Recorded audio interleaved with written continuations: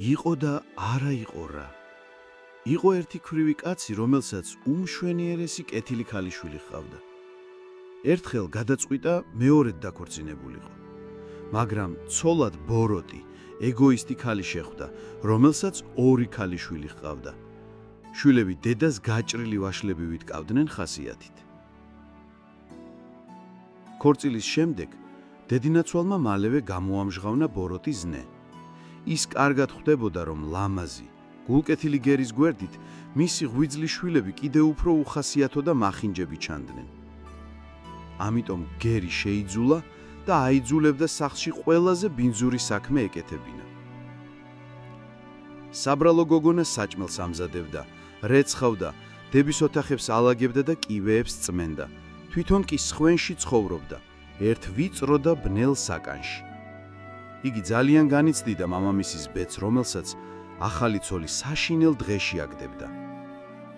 გოგონას ყველა კონკიას ეძახდა, მაგრამ კონკია თავის ძონძებში 100 ჯერ უფრო ლამაზი იყო, ვიდრე მისი დები ძვირფას, ოქრო მკერდით ნაქარგ კაბებში.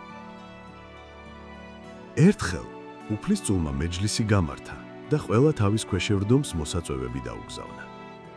ამ ამბავმა კონკიას დები აღტაცებაში მოიყვანა. მთელი დღეები საგანგებოდ ამ შემთხვევისათვის შეძენილ ახალ კაბებს იზომებდნენ. მე წითელ ხავერდის კაბას ჩავიცვამ. ხელით ნაქარგი მაქმანები რომ აქვს.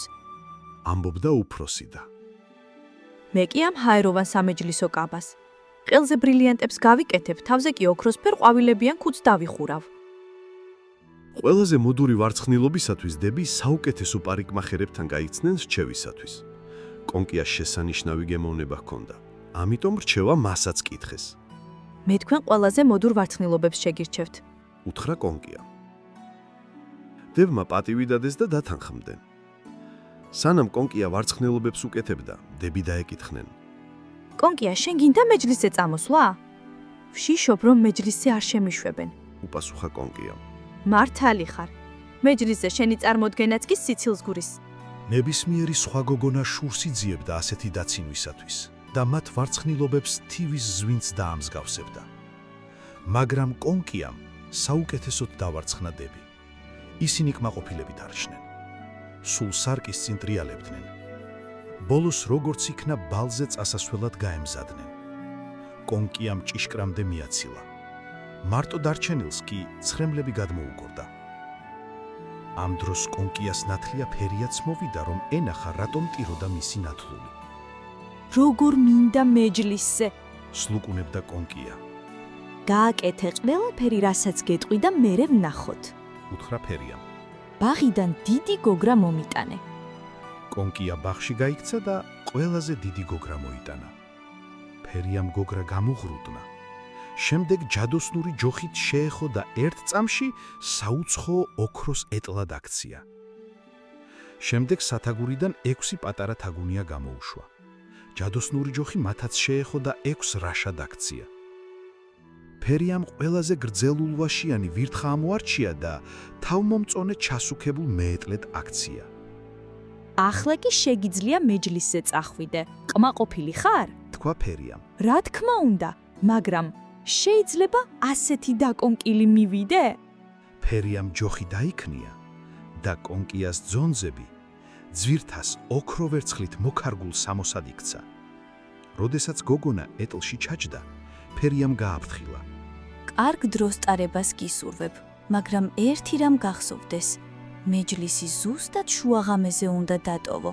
თუ ამას არ იზამ, შენი ეტლი გოგრად იქცევა, ცხენები თაგვებად, მსახურები ხვლიკებად, შენი ძვილფასი კაბა კი ჭუჭყიან ძონძებად. კონკია ნათლია შეჰპირდა, რომ ზუსტად შუაღამეზე დატოვებდა მეჯლისს და ეტლიც დაიძრა. მსახურებმა პრინცს მოახსენეს ვიღაც მდიდარი და ულამაზესი უცნობი მოვიდაო. უფლისწული სასტრაფოდ გაეშურა მის შესახვედრად და სასახლეში შეუძღვა. დარბას გაოცებისა და აღფრთოვანების მსუბუქმა შრიალმა გადაუარა. ყველა მზეთუნახავს მიშტერებოდა. მოხუცმა მეფემ დედოფალს გადაუჩურჩულა. ასეთი საოცრება დიდი ხანია არ მინახავსო. ქალები ყურადღებით ათვალიერებდნენ კონკიას ჩაცმულობას და ცდილობდნენ არაფერი გამორჩენოდათ, რომ მეორე დღესვე ზუსტად ისეთივე შეეძინათ თუ მოახერხებდნენ. პრინცმა გოგონა საცეკვაოდ გაიწვია. ო, რა სასიამოვნო ცეკვავდა გოგონა. მოიტანეს ვახშამი, მაგრამ პრინცს ჭამა სულ გადაავიწყდა. იგი თვალს ვერ აშორებდა მშვენიერ უცნობს. კონკია დებს გვერდით მიუჯდა და პრინცის მორთმეული კალათიდან ეგზოტიკური ხილით გაუმასპინძლდა. ასეთი პატივისაგან დებს სიამოვნების ჟრუანტელმა დაუარა. გახურებულ მეჯლისში კონკია საათის რეკვა მოესმა. 12-ს 15 წუთი აკლდა. კონკია ყველას დაემშვიდობა და სასწრაფოდ წავიდა. სახლში დაბრუნებულმა მხურვალე მადლობა გადაუხადა ფერიას და სთხოვა მეორე დღეს ისევ მიეცა მეჯლისზე წასვლის ნება. მალე დები და დედინაცვალიც დაბრუნდნენ. კონკიას ვითომ ეძინა, თქნარებით გაუღო კარი. დების საშინლად აღგზნებულნი იყვნენ მეჯლისნებ უცნობი მზეთუნახავის გამოჩენით. ის ყველაზე ლამაზია ამ ქვეყნად. ჩვენ ხილითაც კი გაგვიმასპინძლდა. კონკიამ გაიღიმა და ჰკითხა. რა ერქვა? არავინ იცის. პრინცი ყველაფერს მისცემდა, ოღონდ მისი ვინაობა შეეტყო. როგორ მინდოდა მისი ნახვა? არ შეგიძლიათ თქვენი ძველი კაბა მათხოვოთ, რომ მეც შევძლო მეჯლისზე წამოსვლა? ჰკითხა კონკიამ. რა? შენ ჩვენი კაბის ჩაცმა გინდა? არასდროს. უყვირეს დებმა. კონკია დარწმუნებული იყო, რომ ასეც მოხდებოდა. ანდა ნება რომ დაერთოთ, რა უნდა ექნა. მეორე დღეს დები ისევ გაემგზავრნენ მეჯლისზე. კონკიაც მალევე წავიდა, ამჯერად უფრო მდიდრულად ჩაცმული ვიდრე წინა დღეს. პრინცი ერთ წუთს არ ტოვებდა მას. ის კონკიას ისე სიყვარულითა და თავაზიანად ექცეოდა, რომ კონკიას ფერიის გაფრთხილება სულ გადაავიწყდა. უცებ მოესმა, როგორ ჩამოჰკრა საათმა 12. კონკიას სწრაფად წამოხდა, დარბაზი დატოვა და გასასვლელისკენ გაიქცა. პრინცი გაედევნა, უცებ კონკიას ფეხიდან ბროლის ფეხსაცმელი წასწვრა. პრინცმა ფეხსაცმელი აიღო და გულის ჯიბეში ჩაიდო. კონკია სასახლის ჭიშკრამდე ძლივს მიაღწია, რომ ლამაზი კაბა ჭუჭყიან ზონზებად შეიცვალა. ეტლი, მეეტლე და მსახურები, გოგრად თაგვებად და ხვლიკებად. ჯადოსნობისგან მხოლოდ ბროლის ფეხსაცმელი დარჩა. კონკიამ სახლში დებზე ცოტათი ადრე მიირბინა. მათ ამჯერადაც უამბეს, რომ უცნობი მზეთუნახავი კვლავ გამოჩნდა, რომ ის კიდევ უფრო ლამაზი იყო, ვიდრე წინა დღეს, მაგრამ ისე მოულოდნელად გაქრა, რომ ბროლის ფეხსაცმელი დაკარგა. პრინცმა იპოვა და გულის ჯიბეში შეინახა. ყველა დარწმუნებულია, რომ უფლისწული უგონოდაა შეყვარებული უცნობ მზეთუნახავზე. და მართლაც, მეორე დღეს უფლისწულმა გამოაცხადა, რომ იქორწინებს იმ ქალიშვილზე, რომელსაც ბროლის ფეხსაცმელი მოერგება. ფეხსაცმელი ყველამ ჩაიზომა, პრინცესებმა, თავადისასულებმა, მაგრამ უშედეგოდ. მსახურებმა ფეხსაცმელი კონკიას დებთანაც მიიტანეს. ისინი მთელი ძალით ცდილობდნენ ფეხსაცმლის ჩაცმას, მაგრამ ამაოდ. მაშინ კონკია მიკითხა.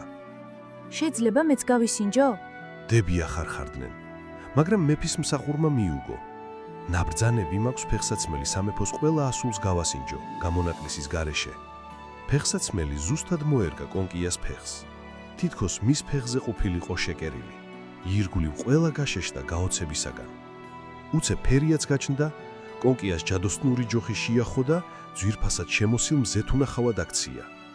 აი ახლა კი იცნეს დებმა კონკია. მის წინ მუხლებზე დაემხნენ და თავიანთი საქციელისაფის პატიებას ითხოვდნენ. კონკიამ აპატია და მეგობრობა შესთავაზა. კონკია საპატიო ესკორტით სასახლეში წაიყვანეს, სადაც გულის ფანცქალით ელოდებოდა ახალგაზრდა, ლამაზი პრინცი.